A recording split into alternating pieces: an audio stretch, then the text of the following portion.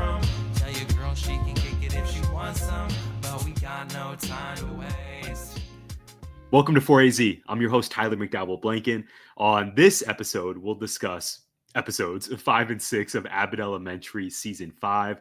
Of course, we'll predict what's ahead and much more. I'm excited, as always, to welcome back Sarah Beth and Mike Steph. Two of my favorite people are here. We're talking Abbott. I am grateful. Sarah Beth, how you been? I've been good. Same old same, working, volunteering.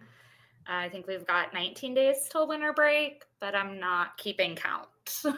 It's only 19. Something like that. 19 school days, obviously 19, not including weekends. Sure. Yeah. That's incredibly surreal. I'm glad all is doing well. Glad Marana, the kids of Marana are being so well served by. We're getting there. We're getting there. Yeah. One day at a time. I tell my kids, as long as today was better than yesterday, that's. Come on now. It's Amen. A good day. Amen. And that's all we can do. One foot in front of the other, period. We did our best and we did better than yesterday. And so. Exactly. Well, let's take our quick pit stop to Brooklyn. Mike Steph, how you been? I'm doing pretty good. I have a couple things to look forward to. Beginning of the year is and isn't one of them for various amount of things because due to my day job, with changing forms of payment from a yellow card to just tapping and going everywhere. And it's going to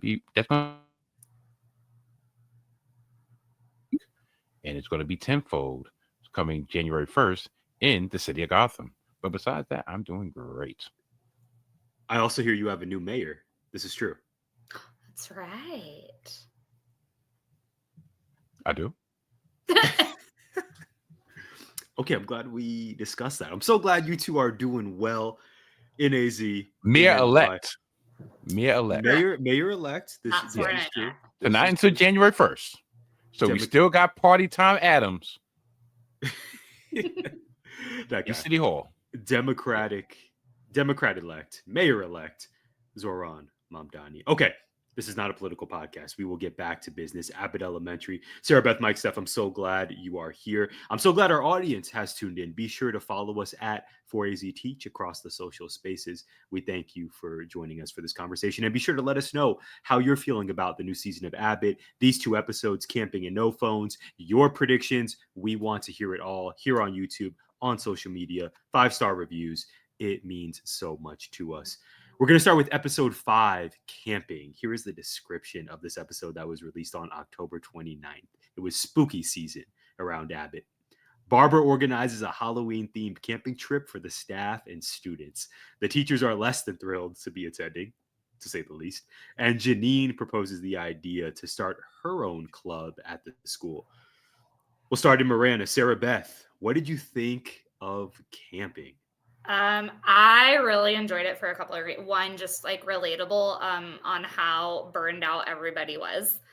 I forget who it is, but someone said, I'm April tired in October. And that's been kind of a common consensus among a lot of the educators I work with of I'm just burned out. Or this is how I feel at the end of the year and it's only October. And we're tired. And I love that Barb is not burned out, right? She spent so much of last season being exhausted and one foot out the door. And so seeing her find something she's super passionate about. And so she's all energized and nobody wanted to go camping.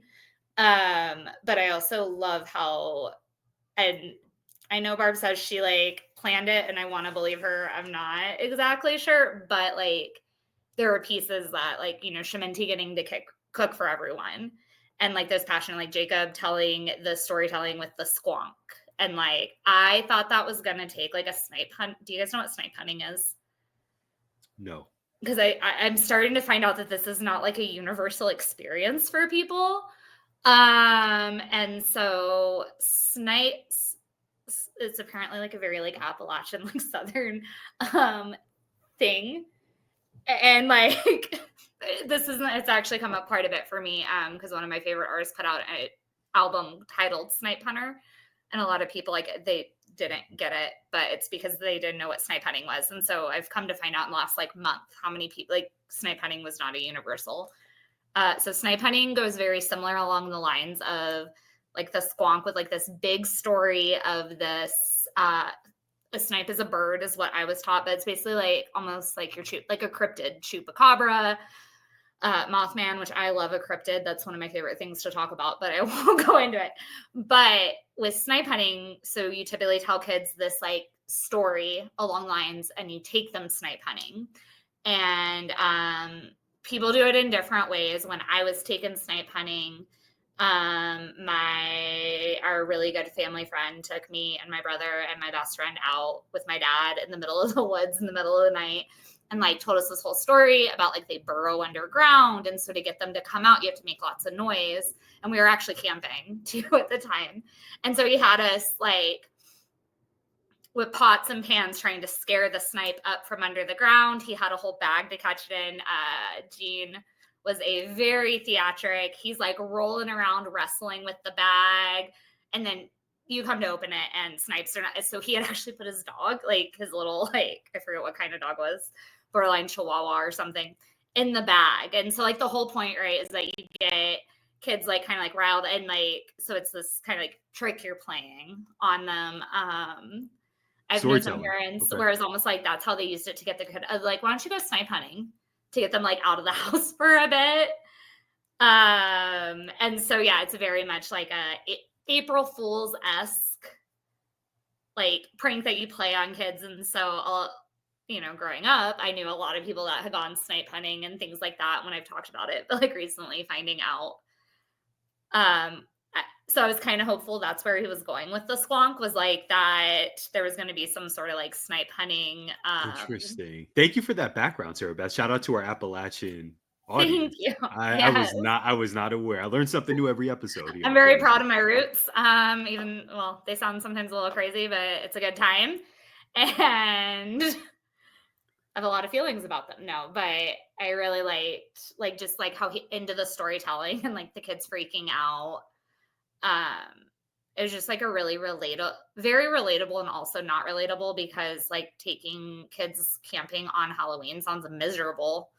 Like, but just again, just that burnout, but then like watching them find joy in the parts of their job that they do. Like, because sometimes that's what you just need to like hold on to right now, especially when you're as burned out as they were, because that's it.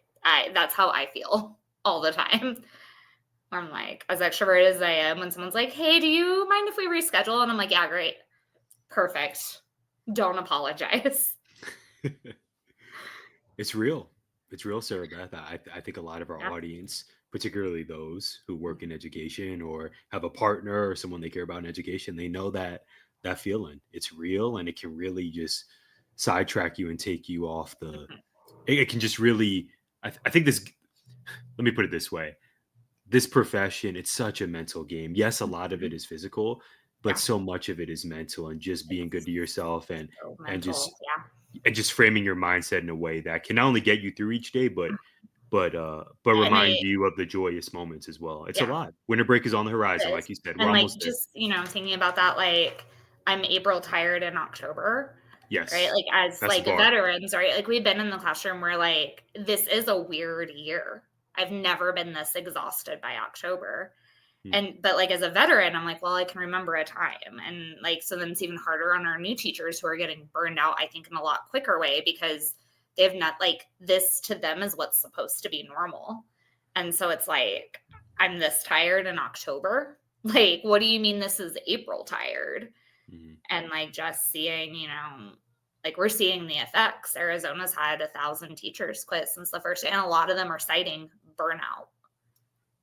And so like, how do you like, some of it is just also talking about it though, right? Like a lot of times, like when we're like, hey, you put a lot on a plate, it's always like, well, but that's what's best for the kids. And it's like, yeah, but also what's best for the kids is having a qualified teacher in the room. And if I leave because I'm so burned out, like you're going to end up with someone without a degree or a certificate. So is that still like what's best? Not sometimes, yes, self-care and those pieces are important, but also like that conversation around why are we putting so much expectation on teachers' plates? Sarah Beth, always brings the real to the podcast. And Sarah Beth, before we transition over to Brooklyn and Mike Steph, I also think the time we're living in right now with the government shutdown and the real-time effects that's having on kids and families and just exacerbating food insecurity, all of that in this moment we're living in is a part of the conversation and something that is impacting the day-to-day. Not to mention not just kids and the families being served by educators in Arizona and in New York and across these United Everywhere. States, but also, dare I say, as staff, as teachers and the other adults at a school, we may be facing our own battles with finances and food insecurity. And we just have to, I don't It's want all to simplify it, hard. but I hope we continue looking out for each other and loving each other And because that's it's a difficult time right now for a that's the lot of big thing. Americans. And that's like the big conversation I've tried to have with like people at work is that like we have to recognize, especially right now, like all our kids are handled with care because none of us really, and our staff, right? Like none of And us each other. really, And each other, yes. like we know to an extent, right? Like what people are going through, but like what I was explaining, I said, like what people don't realize is that like foster families get SNAP benefits. So like you also have all these people that you just wouldn't like always think, and I stand by like no one deserves to go hungry. Like feed the people is where I'm in the at. richest But, nation in the world? Absolutely not. yeah. No. And people don't realize like how many military members are on SNAP benefits because the Yes. military is Yes. underpaid in a lot of like, yes, there's lots of benefits, but then because of those benefits, they're underpaid. And like, a lot of people like rely on them that it's not always like your stereotypical, and again, a lot of people are one paycheck away from being home. Like it just is what it is. It's very easy to lose your job overnight or whatever. Like we don't always know exactly what families are struggling with or who's depending on what. And so then when those resources are taken, and I was like, even if our kids don't realize, right? Like I've known plenty of parents that have said like, I went hungry, so my kids didn't. And so like kids may not know, but they're picking up on the stress. They're picking up on, again, they may not really understand. And so like, yeah, they might still be eating in those pieces, but like, we know when mom and dad are stressed, even if we don't know what that is. And so it's just this. Last week was kind of a rough week. And some of it felt like we were like kind of walking, like tiptoeing around minefields because kids that we don't typically have behavior issues with, we were seeing, there's just a lot of like anxiety. And especially if you don't know how to deal with that anxiety, like it manifests in different ways. And then on top of that, we have staff and parents and just, my community is amazing. But something like I had to kind of keep reminding teachers like, hey, let's think about what's going on that could be leading to this drastic change that we're seeing overnight. And I'm really lucky. Yeah. I didn't mean to cut you off, Sarah Beth. No, you're good. I was just gonna say, like, I'm really lucky because my school actually runs a food pantry. And I've had a lot of friends reach out and be like, hey, what does your pantry need? Like, how can we help? And I'm very lucky that I have people that are, like even just thinking in my community of like, well, what can we do during this time? And so some of it is like that old Mr. Rogers quote, like, look for the helpers, right? Like it is very stressful right now. I'm exhausted, but also having so many people, like the times I've cried in the last week, just because I've had people reach out and be like, what does your food pantry need? How can we help you? Like, are you sending food? Like, do you need food for your classroom? Like those pieces of, and I think that's, again, leading back to like Abbott, like it's that community, right? Barb's like, hey, they're burned out. How do I bring them back? Like, right. What do I do for my community? Yes. Like she's in a place where she can give because she's not burned out. Right. And great connection back to Abbott and how the show continues to thread the needle rather seamlessly of being entertaining and giving all the jokes, which I know we'll get to, particularly with the no phones episode. I brought my notes to the session, but then also reflecting on the realities of the work and certainly, not shying away from the challenges. Yeah. I don't know about you, Sarah Beth. I don't know about our audience, but when I need my spirits uplifted, I turn to one particular brother from Brooklyn, from Crown Heights, New York, Mike Steph. Mike, what did you think of camping? it's that was a great lead in. I appreciate that. Um, it's a very hard transition, also, from the realities of what we're going through as a society, as a nation, as a country, as a community, so forth. Um, before I, well, because while Sarah Beth was talking about the difficulties of families and especially that bleeding into school and then that taking a toll on the staff, but not only taking a toll on the staff but taking a toll on the students because they're picking up on the stress signals and so forth. I was sitting here and I'm thinking, I'm like, wow. Now I'll just give a short flashback to a situation that happened a couple of years ago. My wife was actually working as she was providing lunch for the school. She was working for a company that was providing lunch for the school. It wasn't through the board of ed or what have you, but neither here nor there. And this was, I want to say, right after the pandemic. So we're coming out the pandemic. So everything is open, but it's still hit and miss. And the amount of children, matter of fact, I think the school was closed. So they were doing remote learning, but the company was still set up to stand in front of the school and give out breakfasts and lunches for those who needed it, depended on it. So it was still available. And I remember how she said that numerous people would come because everybody was either people felt they were too proud to do so, or they might have just been scared to come out the house still, or what have you. But they would have extras, and then you have some families would actually come and ask for more, like to see if they had. So she would tell them, come back at the end, come back in about an hour after the breakfast is over, whatever we have left, we'll give. So that just brought to mind that day and time, and we didn't have a quote unquote shutdown. It was, well, governmental shutdown. It was shutdown of another reason. So yeah, that just and for this to happen, or for this, it's bad for it to happen anytime, but especially now we're on the eve of holiday season or the eve of Thanksgiving, which is my favorite holiday to begin with, especially in my older years, because that's the one pure holiday of this triumvirate. New Year's, Christmas, and Thanksgiving. Thanksgiving is the only one that you can't commercialize unless you're talking about supermarkets, because it's really about friends, family, loved ones, and food, and just breaking bread. And that's why I kind of sometimes it gets skipped over. Halloween, then Christmas. Thanksgiving is always lost in the middle, but that to me that's the most important time anyway. But that's just my 2 cents on that. Now to get back to the episode, this episode to me, and I think I spoke to both of you in the pre-production meeting, that both of these episodes to me were kind of blah. I did enjoy No Phones probably better than this camping episode, because this camping episode was just so random. There's so many random acts. Like I got notes, so of course I'm going.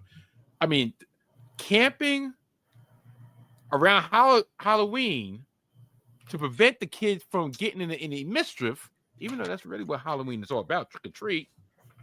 So you're going, not only you're going camping, but you're going camping in costumes.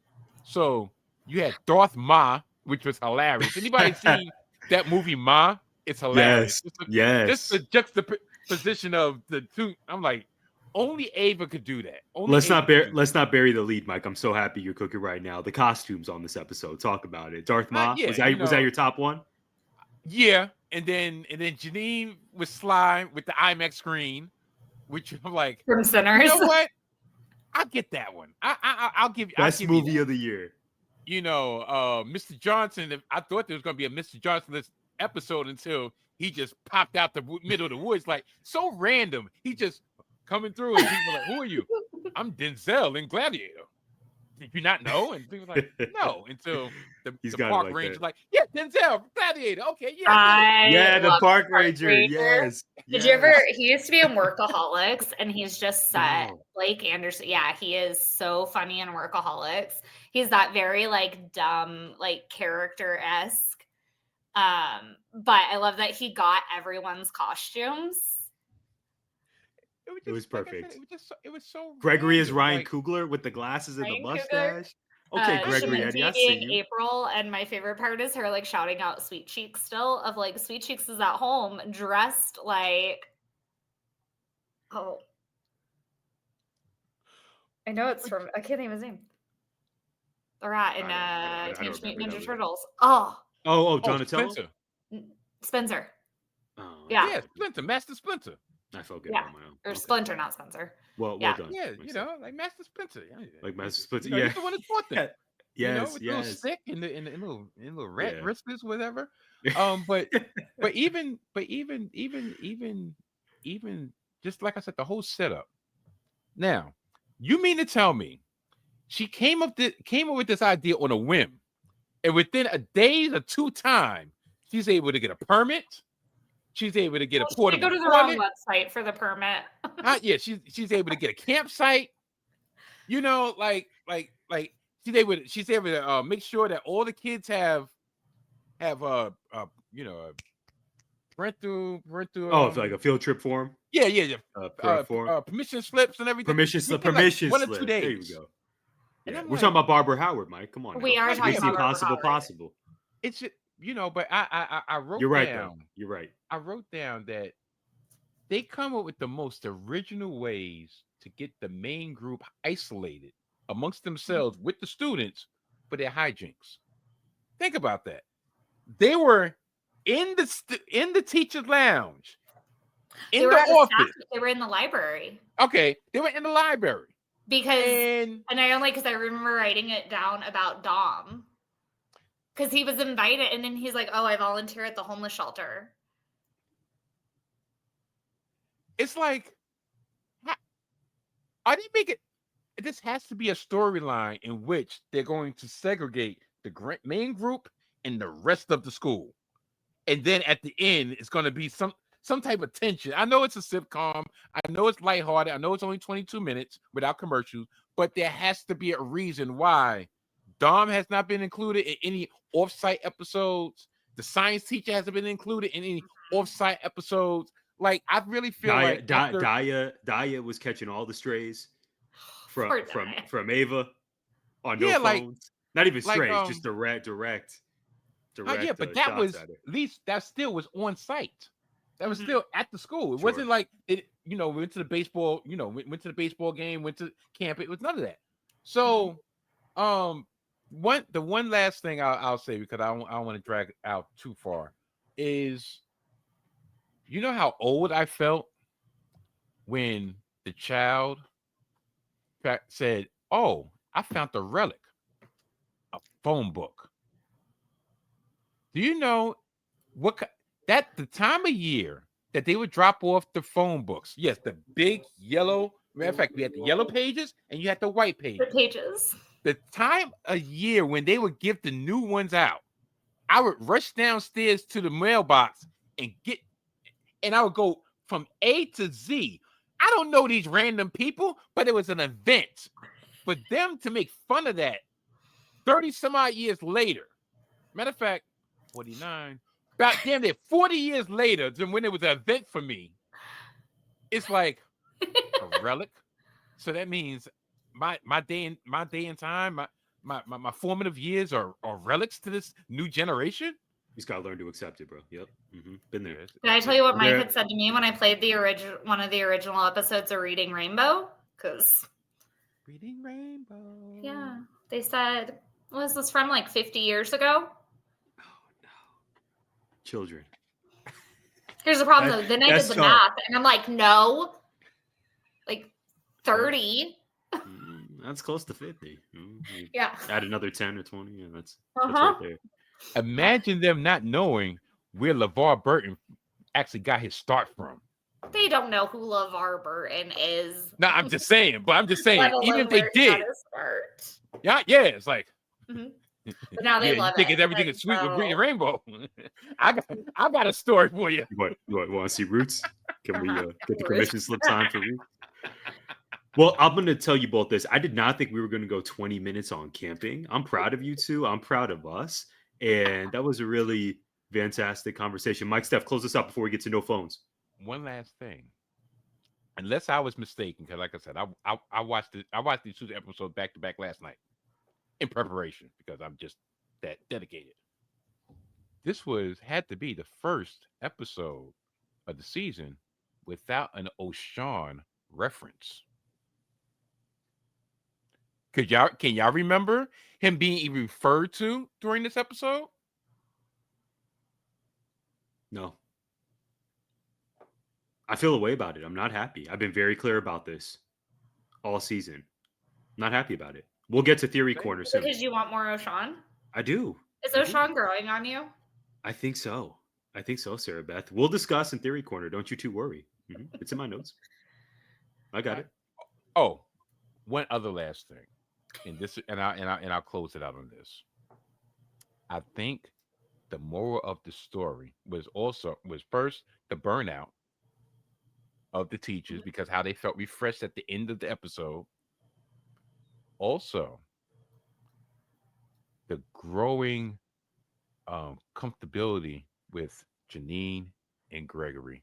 They had realized that even though they've been together, they really haven't had that much quality time. So when they actually was quote unquote lost in the woods and Barbara came and found them and said, no, you know what? I think y'all deserve and need this quality time to yourselves. We're only 30 yards away. Feel free, relax. Us in the game, we got them. I think that was the key to this episode. Mm-hmm. Mike, I'm sending you all the salute emojis. That's brilliant. I did not think of that. That is so spot on. And going back to Sarah Beth's point earlier about the ideas, the feelings that Abbott touches on, that feels so real. I have people in my life, namely my wonderful parents, who will ask me, "Hey, is this real?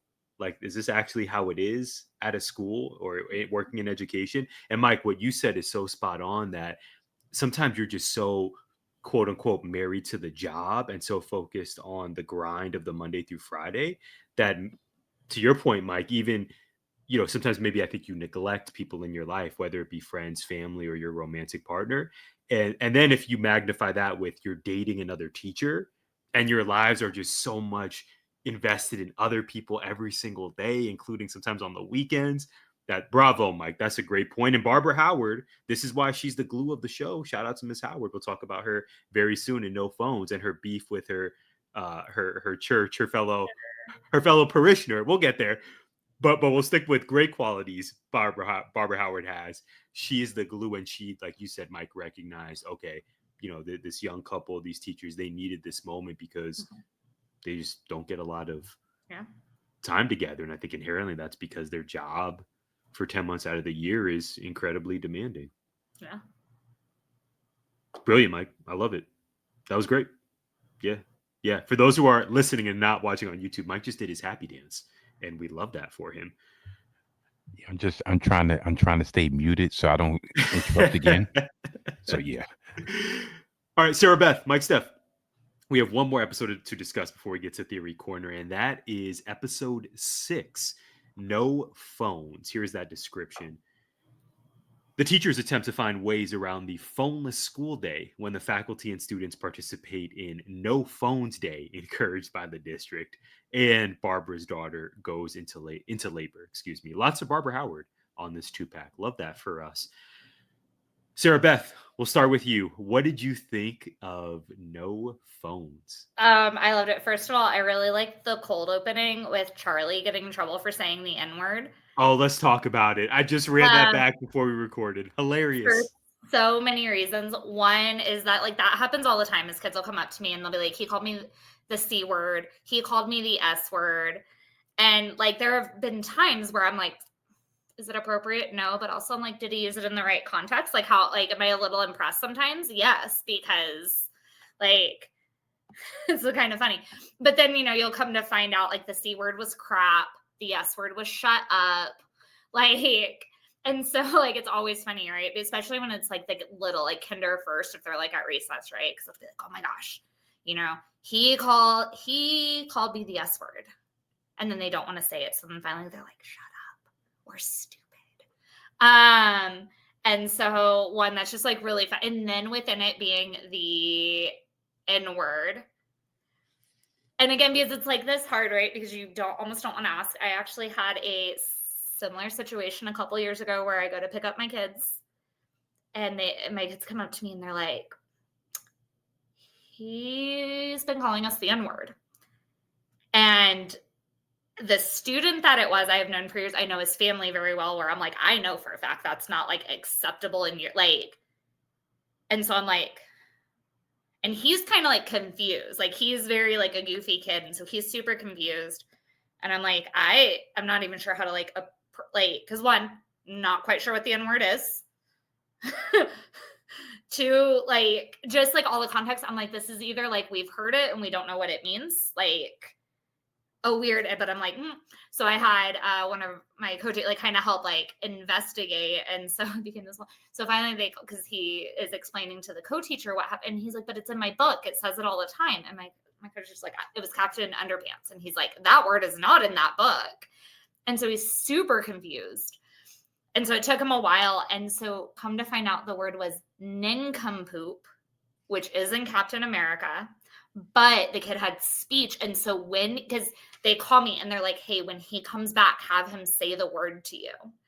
And so when he said it, it did sound like the word because he didn't say the syllables. And so it just became one. So it like, that's what the kids heard, but he's confused because he's like in tears. He's like, I didn't know it was a bad word. It's in my book. It's in Captain Underpants. I had Captain Underpants as well back in the day. Shout out to the Scholastic Book Fair. Shout out. So like, that's not only have I been there when like they report something and they're not even close, but then because we were like, oh, we see why like the kids thought you said that. But also I love that he got sent to the office for calling a kid a nerd. Like hilarious. He's like, they call me that. Yeah, because they thought you were cool. Like, Charlie says Ava. Well, and that was like the funny thing too, because then I was like, oh, this could be like a conversation where you have to have a talk about like cultural. And he's like, well, they call me it, right? Because he is the only white kid in the school. Like he wouldn't know like that why it's not appropriate in that. And then I did also like the jab at Morgan Wallen of like, oh, you got a whole yes, he says it whole family of Morgan Wallen. Yes, especially in Philly. Okay. This is why I love you two. I would that Barbara camping situation with Janine and Gregory would have went totally over my head. I would have been regretting not mentioning it after this recording. And likewise with your observation about Morgan Wallen, Sarah Beth. My timeline this time of year, I don't want to say it's flooded because that's me being dramatic, which I lean into sometimes. We know this, but I will see multiple people I'm connected with on social, people I adore, who are posting about Country Thunder or Morgan Wallen's seemingly annual stop to Phoenix for a 2-night concert. I mean, he's just incredibly successful right now. And he does not seem like a nice person. And I don't want people to support his work. Please continue. I'm so glad you brought this up. Great shot. Yeah, we could go into that again. It goes back to like my Appalachian. Not a nice person at all. Not a nice guy. Not a nice person. And again, original country was very against a lot of like stand against, I can get down with some country music. My dad loves country. He's put me onto it. Morgan Wallen, no, he will never be appeering on this podcast. Well, you have my word. Again, like raised on like Johnny Cash and Waylon and like old school outlaw, where I'm like, old school outlaw was like very against like government or like, my favorite is when we like act shocked that Willie Nelson is like a raging liberal when he's never been quiet about it in his life. And like his farm aid is because my mom's a huge Willie Nelson fan first. So like I know all about, but like his whole like yearly farm aid for like the Texas farmers started because he kept getting arrested for pot. And he's like, I'm not. So like that was his basically like how he pays off all his like fine, like his community service, because he's like, I'm not going to stop smoking pot. Like, And Sarah Beth, to your point, I don't mean to sidetrack us. To your point, I've grown in appreciation for country music because I love my dad, and he's kind of a country aficionado. And there's some songs that I really get down to. So I should clarify. It's not necessarily if you're in my life and you go to Country Thunder, I'm disowning you. That's not fair. But it's Morgan Wallen, because his bounce back has just been he is bigger now than he was at any point in his career, which is baffling given his problematic, treatment of incredibly people. Yeah, I'm racist with you. comment. He gained popularity after Uh-huh. that controversy, which is just Yep. incredibly Crazy. unfortunate. Please continue. I'm so glad you brought this up. We see you, Abbott riding team. Such a Very, good. very sly. Love that. I also loved her on the over intercom of being like, "Hey, please don't send kids to my room, like office for this," because like I was with her. Like, one, that's crazy. I mean, some of it is like, school to prison pipeline, and like we do need to like when you start sending kids to the office and you start giving them an official like office record, like you don't get to take that back. And like within my district, right, they run on a matrix that's based on the offense, but it also like it progresses every single time per the offense. So like if they steal and then they vandalize, like they're still like tier 1 because they're 2 different offenses. But like if I keep doing something, it like raises me quicker within. And when you're starting out that young, and sometimes it is more of like and I get it, and it's a hard job. Like I'm not disagreeing, but sometimes it does come down to like a classroom management or like like, yeah, should he be saying that word? No. But had we had a conversation, and I can't, like, I don't know whether the teacher thought he said the N-word or whether he said nerd, right? Like, but like a simple conversation, if it was nerd, why are you sending a kid to the office for that? Especially a kid that's like, I think sometimes we send, and I get it, it's hard, it's a hard job. And when I've got 28 other kids or 30 other kids and I got to deal with them all, but that, and once you've sent a kid out, like you've already lost your power with that kid, because now you're only ever going to listen to me if the office is the threat, if the principal's the threat, like. And so one, I'm just a big, like, don't send kids to the office unless they really like, it's an office, like referral behavior. My school's also been very like clear. We don't just send kids mainly because it's a safety issue. One, I mean, we've had times, right, where you send a kid who's upset, he's not going to the office, and they've taken off on campus, and now we have to go find them. So one, just sending them isn't always safe. But also, especially like my school is so small that, I mean, unfortunately there are times where there's cops on campus responding to an investigation. And so like, we don't want, not that we don't want them to see it, but we don't want them to see it, because that could, right, they see their friend coming in and out from like, there's just certain things that, especially with our campus, you can't keep private, that should be kept private. And our ladies secretaries office, I don't know their technical terms, but they're amazing. But also they have jobs to do, and it's not babysit a kid, because like my principal could be off campus. And so we've all been trained, like you don't ever just like send a kid out, like you email or you text or you radio, and then, but it was just like a very funny, or like even just conversations I've had with like newer teachers, or I've had teachers come from private school where I'm like, oh, that's it. Like you're upset about, that's a very quick conversation. Now, Charlie is serving his purpose. The I love introduction of this Charlie. character was all Listen. building up to this moment. We knew it was inevitable. Yes. It's probably in the front. It's probably the front runner for my favorite cold open of the season. Mike, sorry to cut you off. I think it's up there, and I think the only one I love just as much is when we met Charlie and his family. Yes. I think that's the only other cold open that like truly sticks out in my head. My wife at her school had a situation a couple weeks ago that child was suspended for, I don't know, maybe a couple days. I don't know.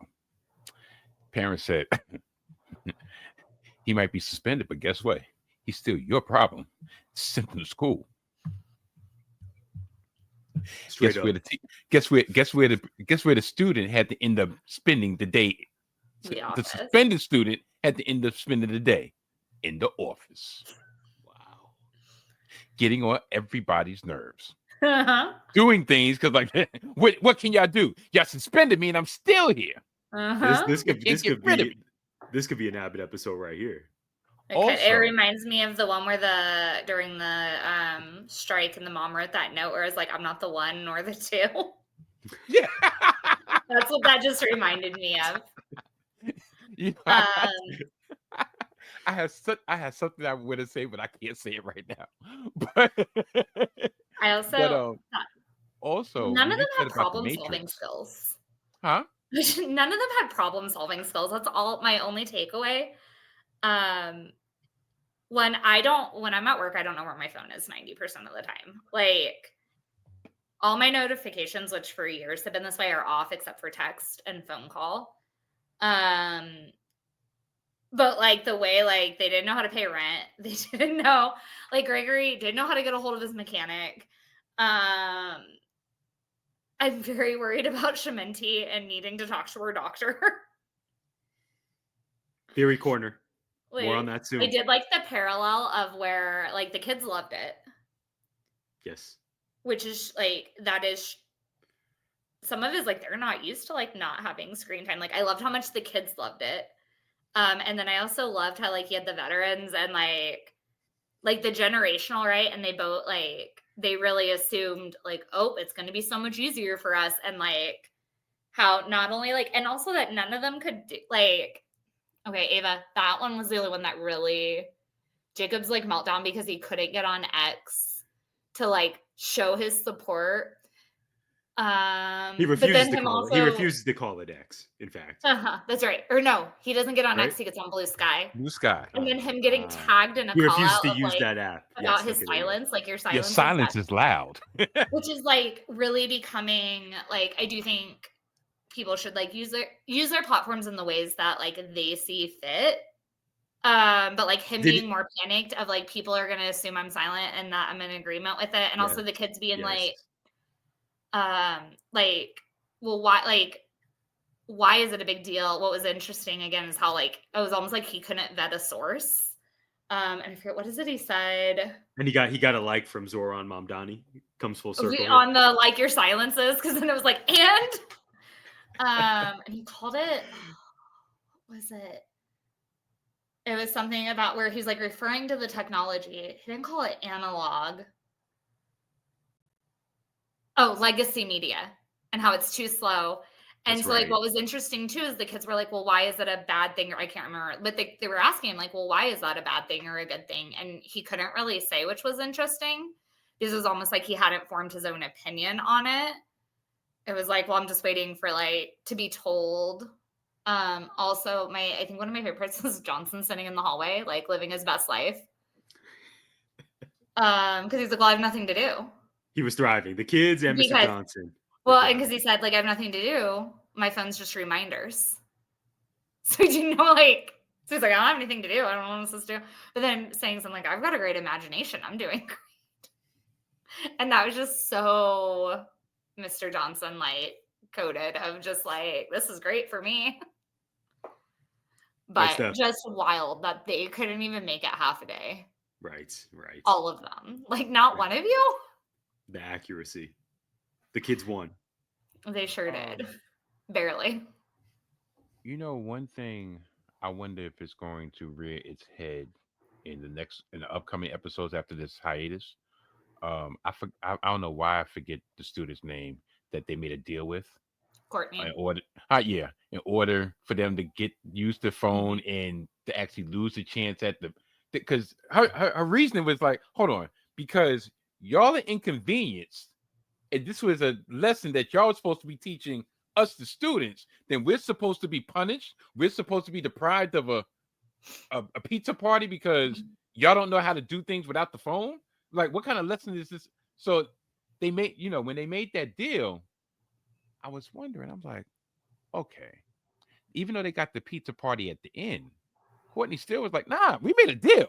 Mm-hmm. Like, all right, yeah, pizza party, fine, but we still made a deal. Today. Yeah. Courtney's a gangster. I love what she was bringing. She was bringing everything this episode. She was. When she got told, like, this is cute now, but it won't be. When Janine said that. Yeah, when Janine said that to her, but I was also like, you're right, Janine, it's not cute, but also she's going to get stuff done. I am team Courtney. Like one, I love that she like straight up like held him accountable where she was like, you guys really can't I almost wish like she would have stuck to just holding them accountable, but also I do like, you know what? Use it for your benefit also. I don't blame her. Courtney may have a future in politics. I think she does. Mike, please talk to us. Talk to the people, Mike Steph. You know what? Also, I'm watching the episode. I'm like, you know what? This is more realistic than you would like to admit, because there's so many times in my personal life that I could be running out the house. Let's say I run out the house and I'm on my way to work, and I'll get almost to the train station, or I'll get almost to the car, and I realize, oh, I forgot my phone. And I'll look at the time, and now I'm making the choice of, all right, there's a possibility I could be running late for my job if I go back and get the phone, or I could be on time or even early if I continue my path without the phone. Guess what I choose to do? I will go back and get my phone. It's not the fact I need to hide anything. It's the fact that these phones right now are the source of our whole existence to a certain degree. How many people memorize phone numbers? Exactly. You have all your passwords to all these apps that you use to pay your bills, such as, like I said, such as Janine and so forth. They couldn't even log into their school computers because their passwords were stored on their phone. There were lesson plans that didn't get done that day because they couldn't access their phone. So the lesson plans actually took me back. Tyler, were you still at Marana when we lost internet for a week? I was. I sure was. And like nobody knew what to do because on top of it, not only could you not access like your slides or anything, and district had made us like move everything to Google Drive. So like we had to get rid of paper copy. Like we had to get rid of it, not get rid of, but they had suggested, because we were moving to digital platforms, that like some people didn't have paper copies of anything. You couldn't send anything to print because it had to be sent over Wi-Fi.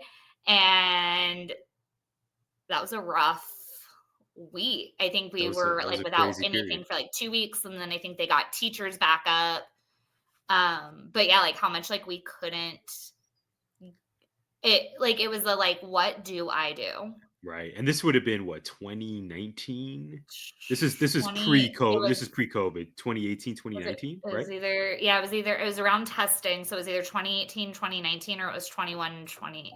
I do remember that, Sarah. I don't remember because it all like runs together. And it was because there'd been a huge security breach. And that's why I don't know if you knew this. Yeah, no, of course. We were theorizing in the break room that some Nigerian prince like totally scammed Marana Unified School District.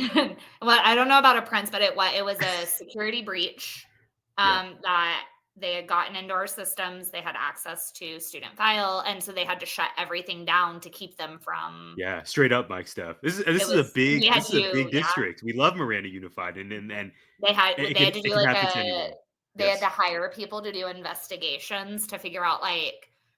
Not on people, but like on the systems to figure out how they were able to get it. Like it was a huge deal. And it was right around testing. So then we had to push back testing. Yeah. And I remember that, Sarah Beth. That's a deep cut. That's the deepest of Marana Unified deep cut. That was the other thing like I was thinking about when that was happening. And I remember when it first happened. And for like, I know a lot of teachers at my site where we were frustrated is we were like basically told, get rid of all your paper copies. And so then it was like, so then what do I do when you did make me get rid of stuff I could have used without internet and now I can't? And I even just like think about like how many teachers don't know what to do, right? Like I don't use a lot of slides. One, I hate making slides. That's not how I want to spend any of my time. But also my kids can't read it. They don't pay attention. Like I'm not a slides teacher. So I do a lot like without. But like knowing so many teachers again, and sometimes I wonder like maybe that also like shaped some of my like, oh, I better have a backup.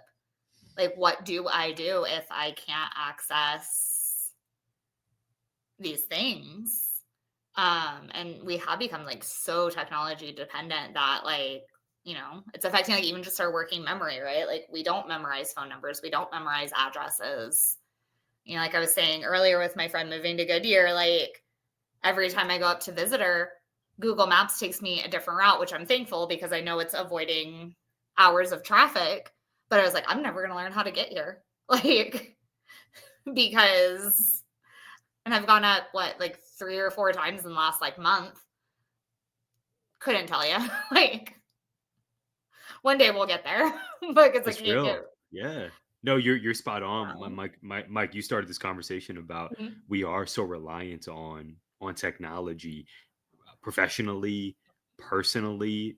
The fact that this episode was geared around the kids ended up the best out of all of this. They were able to navigate these uncertain waters much better than the adults. Although predictable that Abbott would make that flip or that switch, I thought it was brilliant and just a comedic reflection on really where we're at as a society. Yeah. I don't know it's inherently completely bad that we are relying on technology. Mhm. It's just sort of the natural progression of things. But there were 4 quotes that stood out to me just within. I was running back this episode, and just within the first 7 minutes, you two, I already had my full list of quotes. This is where Barbara says this is also technology related.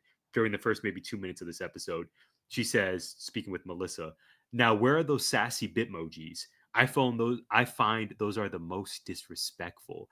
And she is referencing Sister Sloss's birthday, who apparently she does not like whatsoever. You also had Ava say, "Gregory, stop making broken brake caliber noises." So Ava, I loved that part.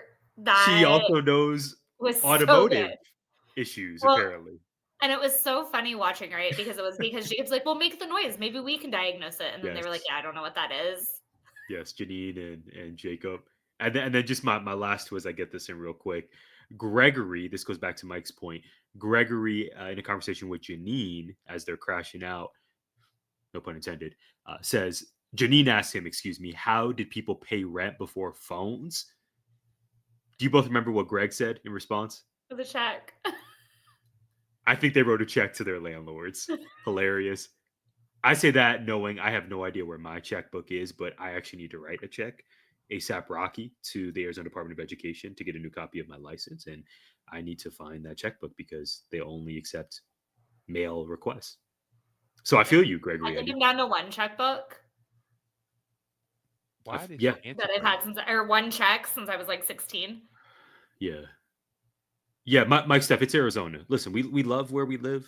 We love where we grew up in the case of Sarah Beth and I, but there are some antiquated Mhm. systems still Yeah, in the like that don't desert. change your time at all. Your time just No, stays we don't. We constant. don't change. We don't We change for don't, anyone, and that's how we we like don't. it. It is I'm glad great. you And caught yourself. the the last quote is not tech related, but you brought this up earlier, I believe, Sarah Beth. Jacob leading his class on this no phone day. He mentions today's news is tomorrow's history, and every so often Jacob will have a line that really Mhm. sticks with me. Like, man, Jacob really is an indispensable part of this cast. I'm so glad I he's with love us. Jacob. What are they doing with Jacob? Theory corner. What are they doing with Jacob? Let's go to theory corner. Is he just going to be floating through the season with no rhyme or reason? He's just going to be popping up here, having a witty antidote there.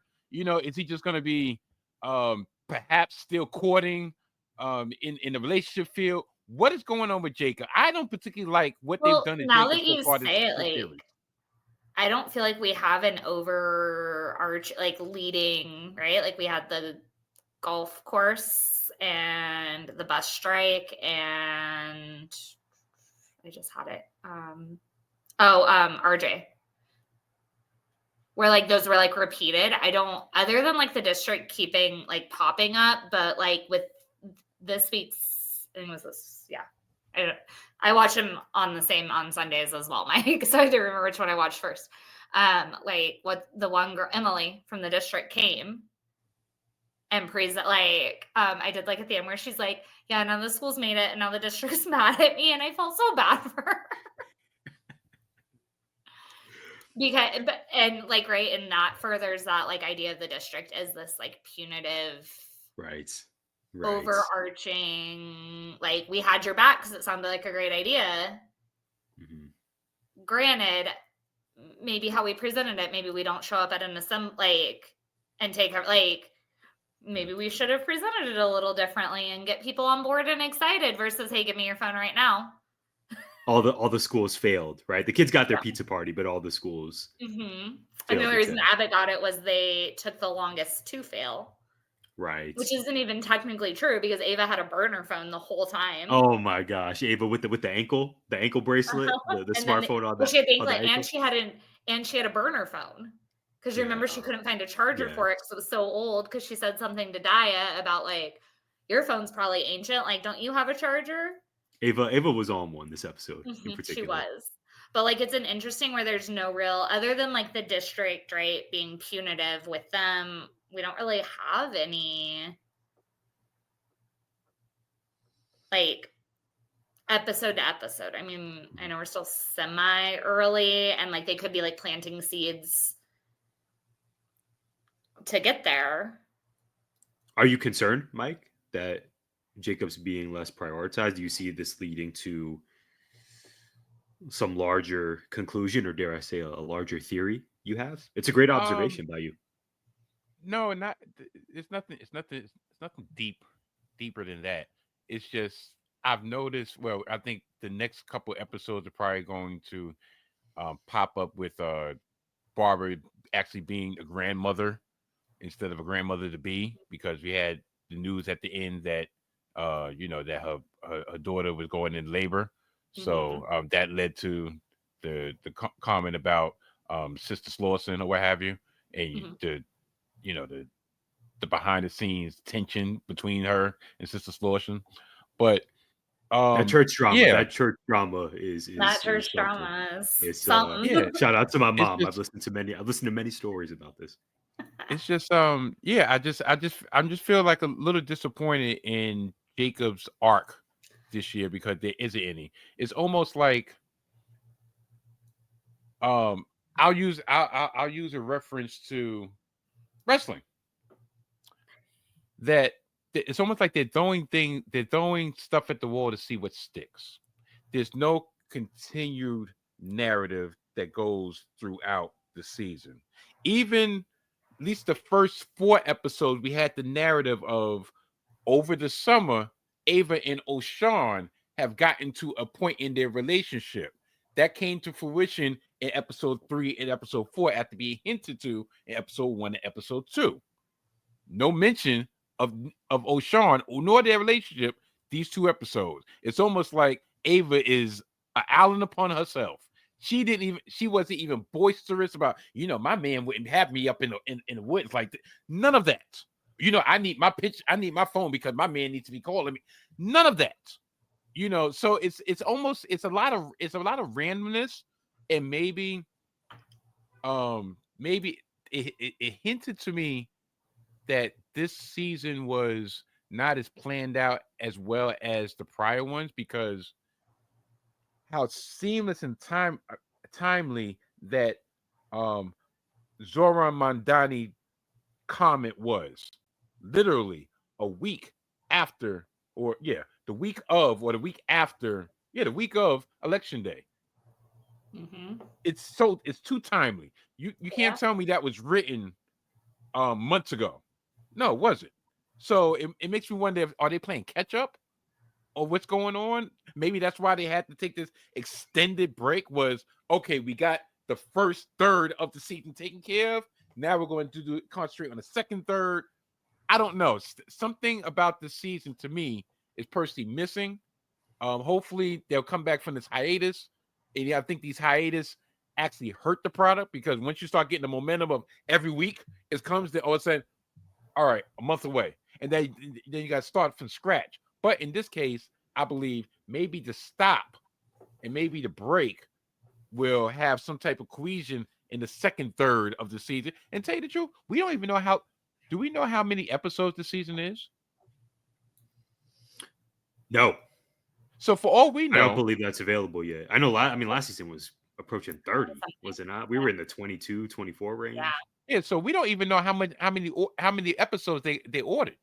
Mhm. This could be let's say this could be a 20 episode season. So literally, or 18 episode season. So literally, they're breaking it up. 6 weeks break, 6 week break, 6 week break out.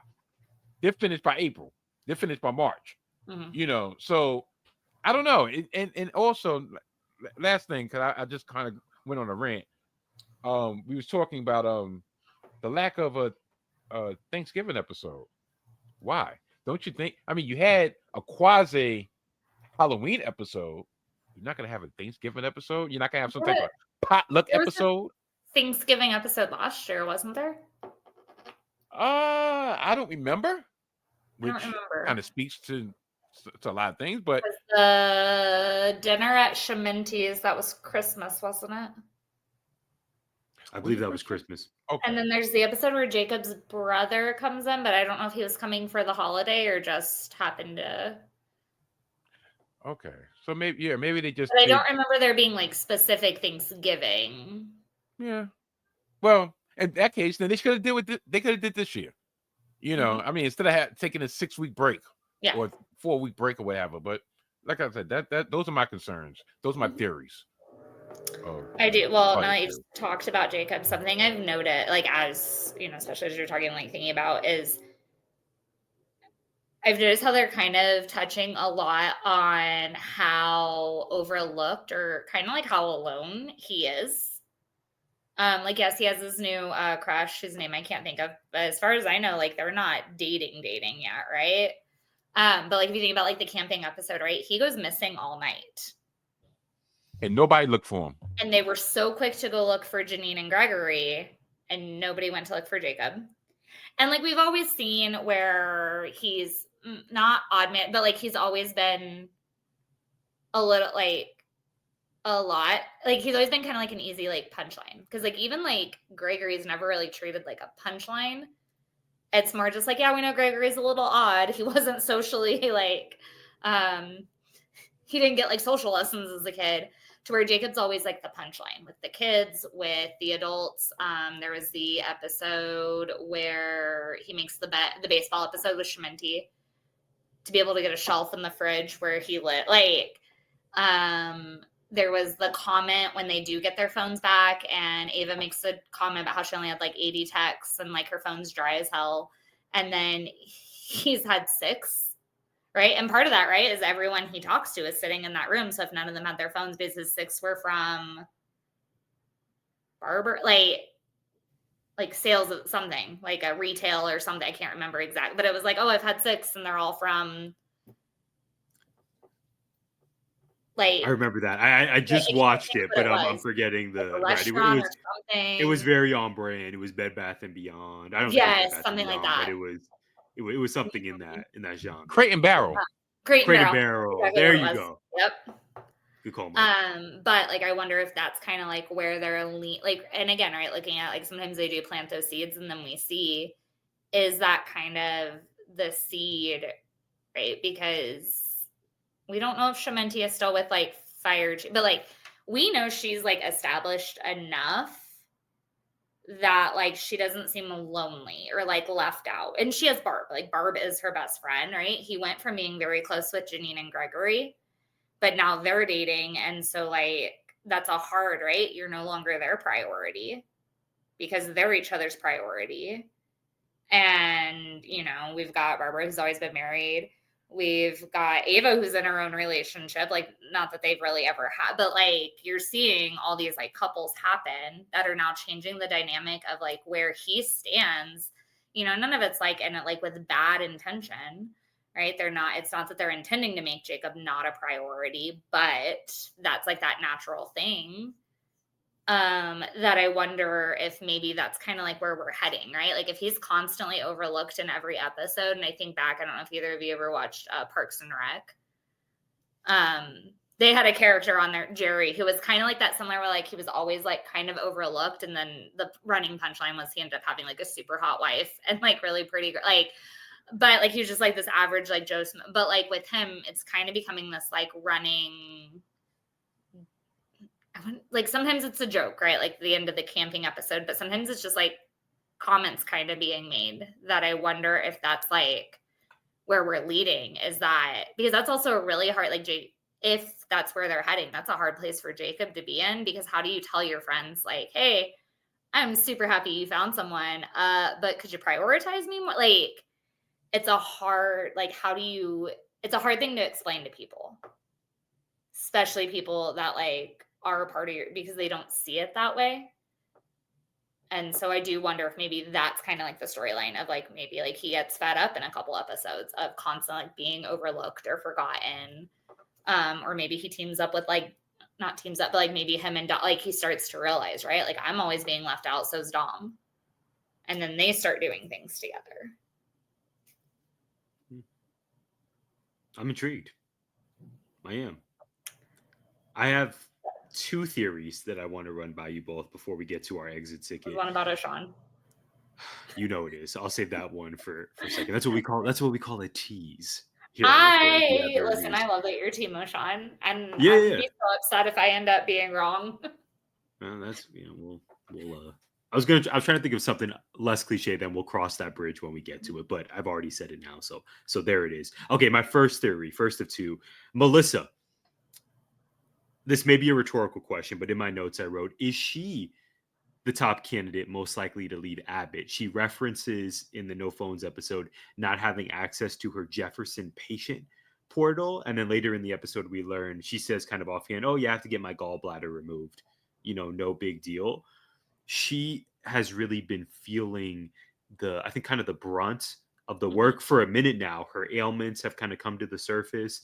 And I don't want this, right? But I'm just saying, during our preview episode for this season, correct me if I'm wrong, you two, it seemed Barbara and Jacob were our leading candidates for, if there is a cast member to leave Abbott or to leave the classroom, it would be one of those 2. Barbara for retirement, Jacob for maybe a role outside of the classroom, whether that be counselor or TikTok celebrity or something else. I wonder if Melissa has entered the conversation given her clear health ailments.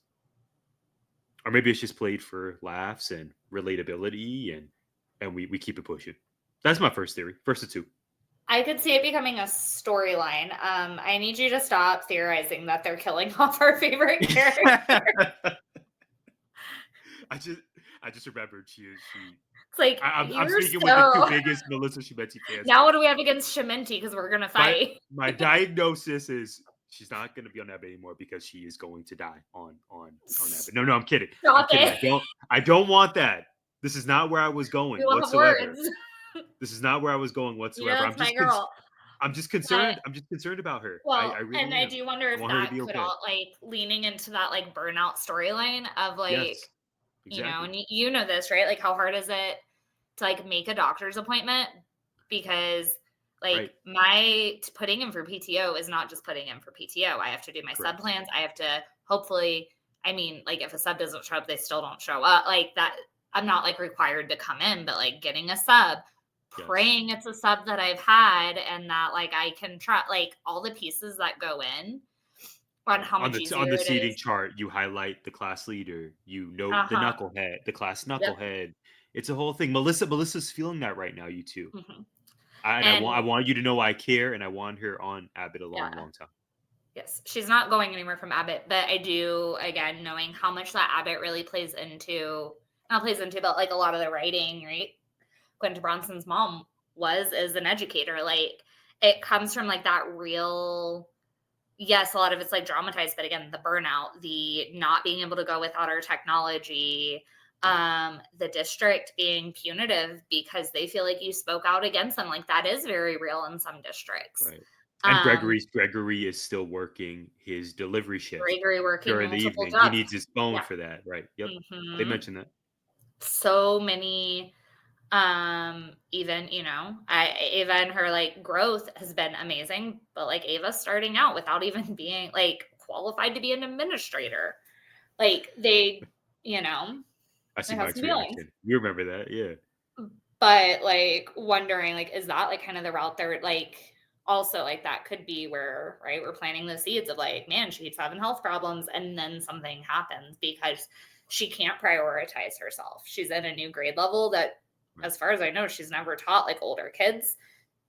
She's teaching just not like, so she already has a lot on her plate. And like the hard thing for her, right, is that even though she's like new in a grade level, new to the subject, she's still considered a veteran. And so she's still like who they're looking to for guidance. And, you know, it goes back to like, as much as like I hate it, it's such a good visual is like that, you know, if you're not putting on your oxygen mask, you can't take care of the people around you. But it is really hard to get your oxygen mask on when you have so many responsibilities. And, you know, back to that like teacher burnout, right? Like it feels like right now it's either you're either a veteran who's basically stuck because especially like Arizona, you're paying into Arizona retirement. If I leave 5 years out, I don't have a 401k. Like I might as well put in my time with Arizona, you know, with the retirement, or you're a brand new teacher. And so it just, you know, I say this like as a veteran, like this is my first year in 5 years where me and my teammate are not babysitting a brand new teacher and having to walk them through all the steps. And so just those pieces of like, is she taking care of herself? Because there is no time. Like, you know. And dare I say, Sarah Beth, we are three proud empaths on this podcast. So when we feel, yeah, I said it, Mike Steph. That's right. I've known you long enough to say that with my chest. When we feel at work, outside of work, we feel deeply and we care about people. And I just wonder about Melissa in this context. I'm going to get off my last theory and then we're going to get to our exit ticket. I'm going to ask you both who earned your A+ in just a moment. This is the spicier of the two. Well, I guess if I'm questioning Melissa's life, maybe that's spicy. Anyway, okay. So stop questioning. Spicy. Shout out to Brad Winchester and Gimmick Infringement, another podcast I have the honor of being a part of. Hot Take Tie. Yes, good segment. Thank you, Mike Steph, for putting us over. Okay, here is my last theory.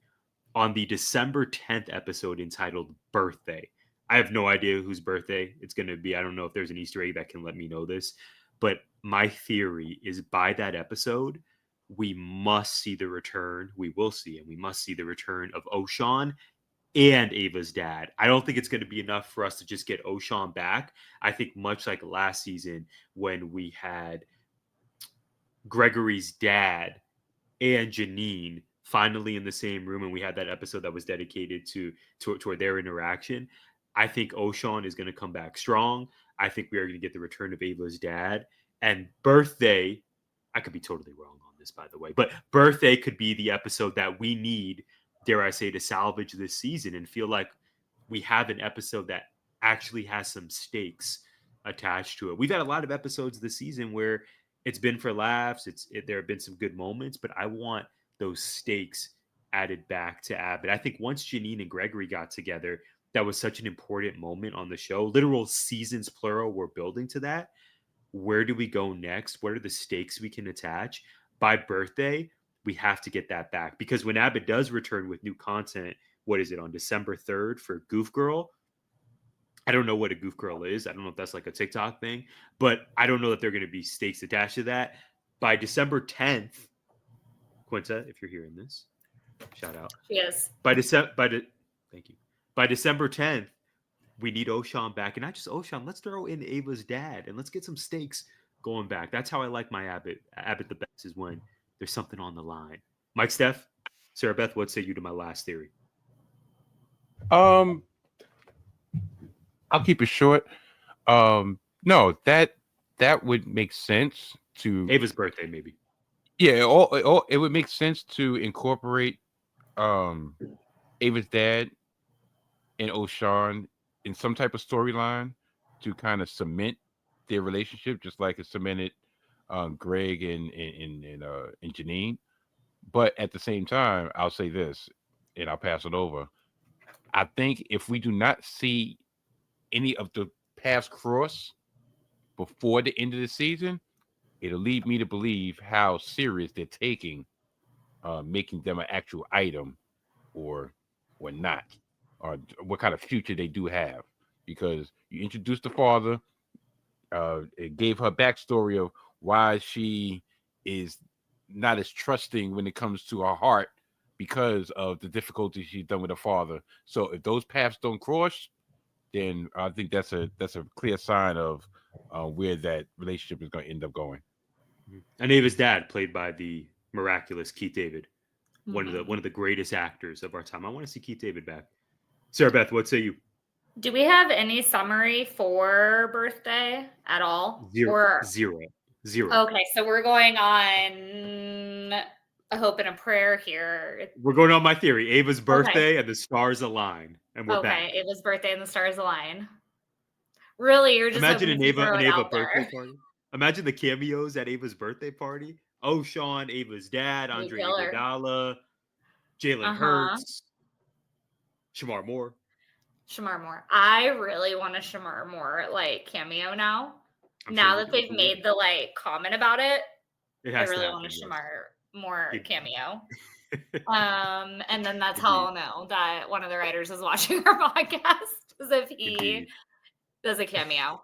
Because I stand by it from last time. We'll see. Birthday could be the episode. I don't want to say to save the season, but to get us back on the right track. Because have they celebrated anyone's like? Because Not that I can think of. I can't either. But I also don't have the best memory when it comes to episode by episode. I'm just thinking like over general themes. It doesn't stand out to me. I mean, I have nothing to like refute your evidence because there's no summary. Good. I like that. That sounds good to me. I do wonder about Goof Girl, if that's a play on like Janine, and like one, we know she's goofy. But also like that good girl, like right, like doing all the right things, because like she definitely has a little bit of a perfectionist like complex. That I wonder, like Goof Girl, if that's going to be some sort of like play on like good girl identity, kind of, because she does seem to kind of be trying to figure out her identity at the end of the camping episode, right? Like she's talking about like she wants to make her own club, and I did love watching her try to make up a club, and she could not. Was it Worm Club? And then she's like, oh, that's too niche. Like, here's the thing though, she probably could have started Worm Club and it actually would have taken off, just because kids are sometimes into like the weirdest, like nichest, like sometimes it works.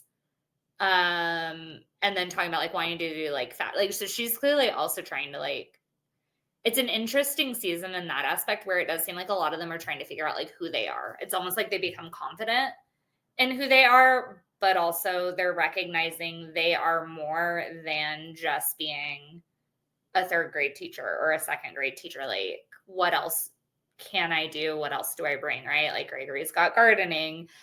Jacob's got like his political activism. Barbara's got singing.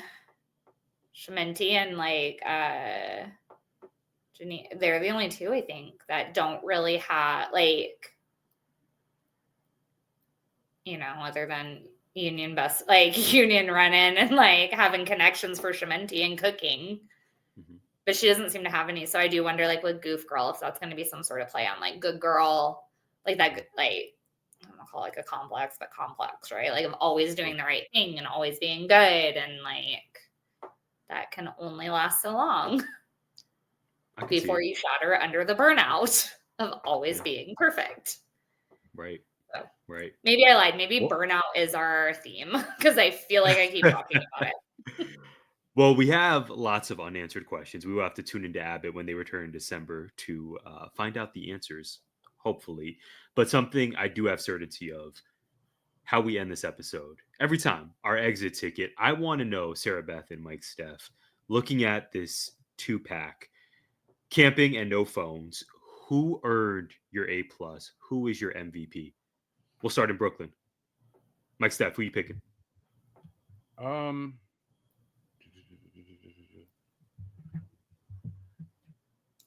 I would give it to Ava, just for the comic relief. Like I said, the moments that she had in the camping episode with the get up and everything, just I literally was laying here on the couch watching this, dying laughing, like, wow, that's crazy. And the lengths that she went to keep contact with the world, even though she put her actual phone but she had a smart watch on her ankle. It was just being the fact that these episodes to me lacked oomph. The comedic part was needed, and she definitely brought the comedy. So I'll give it to Ava. I have no issues with that at all. Sarah Beth, what say you? Yeah. I'm gonna give it to like our kids. I'm gonna give it to Courtney and Charlie. One, Courtney for standing her ground and you know what, holding the adults because sometimes like kids gotta gotta be held accountable. Like she called them out and was like, listen, like we want to do this and you guys are like, you're the ones holding us back. And then Charlie, like again, the comedic relief. And even the kids for just being able to embrace like the no cell phone and that's some of it is like kids actually do genuinely enjoy doing some of the stuff without technology. We've just become so like dependent on using it, especially like to help with like behavior management. But they do genuinely enjoy like watching them like play the charades and things like that. Like I think the kids just really came through on this episode of like one, helping them remember like why they do what they do and holding them accountable and also being like comedic relief. And like poor Charlie, like I don't like what's funny too, right? Charlie's never gonna know what the N-word was. Like, you know what I mean? Like but like what, like if you even think about that situation just from his point of view, and I think about like my student that got sent, he doesn't understand why everyone was so upset about him saying the N-word because he didn't know any other like N-word. And so like I'm sure by now, and now that we're much older we do, but like, in his like 8-year-old mind, it was like, I don't understand why I'm in trouble for this. My book said it's okay. And like, Charlie, they call me it. My family says it. Why am I in trouble? And then to kind of just get sent back to class and like for Ava just like, so my A+ goes to the kids, the students. I love it. When I tell you both, I completely agree with Sarah Beth. My pick heading into our conversation was going to be the kids, and it still is. My irrefutable evidence. They went on this camping trip, as you so eloquently laid out, Mike Steph. They give it their Halloween plans. In record time, mind Yeah. you, organized by the incomparable Miss Howard. And then Sarah Beth, as you laid out, they end up winning the pizza party after all due to Courtney's advocacy. Mm-hmm. It's a great time to be a student at Abbott Elementary. I don't know if they have a mascot, but like the Abbott Penguins, the Abbott. I don't think they do. I don't know. Avalanche? I don't know. I don't think we have because it's named after the president, like Willard Abbott. Right, exactly. The student body of Abbott Elementary, every student has earned my A+. The camping trip plus the forthcoming pizza party, they killed it. Like you mentioned, Charlie having his big moment. The character was written so that we could get a moment like that for the cold open. All the students of Abbott, they have all earned my A+ for this 2-pack. And of course, our audience has earned my A+ as well. Thank you for hanging with us. Again, we want to know your thoughts. Leave us a comment here on YouTube. Follow us on social. Let us know not only your review of what's happening in Philly at Abbott Elementary, but also your theories. Be sure to follow Sarah at Dear Sarah Beth. Just follow her, period, but especially if you want to know what is happening in public education, more specifically how to support public educators in Arizona and beyond, we have an expert right here. Yes, we do, at Dear Sarah Beth. And then one of the hardest working men in show business, Mike Steph at Mike_Steph. Let me take a breath before I do this. Look at all of this greatness. The Salty Thoughts of Mike Steph podcast. Mike Steph's WrestleMania series is back. Hidden Gems Football, talking NFL every week. The Summer of Steph mixtape is on SoundCloud. No, not SoundCloud. Bandcamp. Forgive me. Mike Steph, anything I'm forgetting there? No, you was correct before SoundCloud. Now. It is on SoundCloud. Yeah, listen, it's a relic of the past. It's a relic of the past, but listen, I got to do what I got to do to get this out to the masses. So yeah, some of the stuff, even though it's about to be wintertime, and of course, wintertime comes, a little surprise probably by the end of the year. Beautiful. This was great. Well, as we near the end of the year, first want to make sure as we close that we put out a thank you to our veterans and their families for their service. We are recording and releasing this episode on Veterans Day week. We thank you all for joining us. And once again, in case you missed it, Abbott Elementary is taking a brief hiatus. Its next new episode, entitled Goof Girl, won't premiere until December 3rd. So follow us on social at 4AZ Teach to stay tuned for our plans. We do have plans. I guarantee that we will be back before the next new Abbott episode. What those plans will be, what will we drop exactly? Stay tuned. Subscribe to the channel and you will find out in due time. We appreciate you being here. We are grateful for you. We'll see you next time.